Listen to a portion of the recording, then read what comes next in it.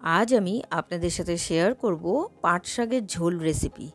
এইভাবে বানিয়ে খেয়ে দেখতে পারেন, খেতে কিন্তু খুবই ভালো লাগে। তাহলে আর দেরি না করে ঝটপট রেসিপিটা শুরু করা যাক।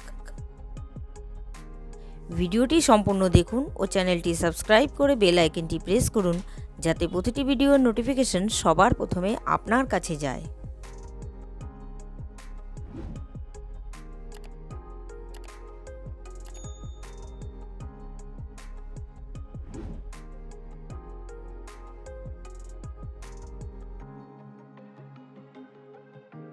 আমি পাট শাকের ঝোল বানাবো, সেই জন্য নিয়েছি পাট শাক। আমি ধুয়ে পরিষ্কার করে আমি কেটে নেব। আমি পাট শাকটা কেটে নিয়েছি, কুচি করে নিয়েছি কাঁচা লঙ্কা আর একটা বড় সাইজের পেঁয়াজ কুচি। প্রথমেই আমি কড়াই বসিয়ে দিলাম। কড়াইতে দিয়ে দেব জল।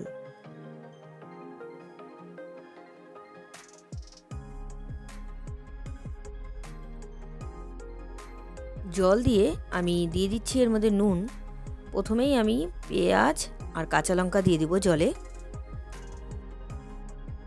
শাকটা আমি গরম জলে দিয়েই নামিয়ে নেব, আর জলটা কিন্তু ফেলবো না। আমি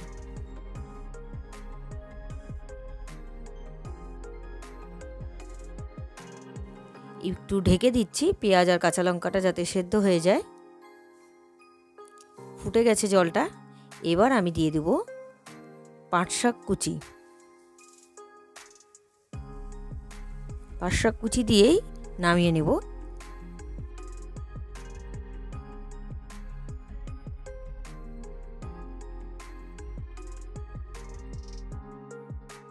কড়াই বসিয়ে দিলাম।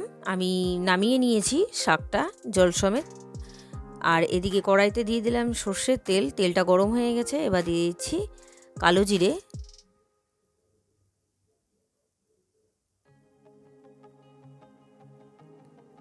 কালো জিরেটা একটু নাড়াচাড়া করে আমি নামিয়ে রেখেছিলাম যে পাট শাকটা জল সমেত, সেটা দিয়ে দিলাম। খুবই সিম্পল রেসিপি, খেতেও কিন্তু ভালো হয়। আপনারা করে দেখতে পারেন,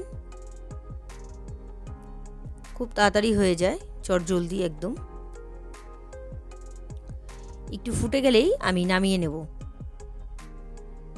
আর এক্সট্রা করে নুন দেওয়ার দরকার নেই, আমি প্রথমেই নুন দিয়ে দিয়েছিলাম জলে।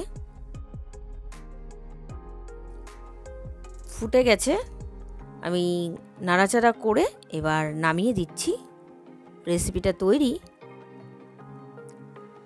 তৈরি হয়ে গেল পাট শাকের ঝোলের রেসিপি।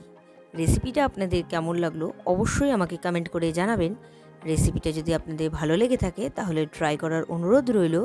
আর ভিডিওটা ভালো লাগলে like, comment, share and subscribe করতে ভুলবেন না। বাই।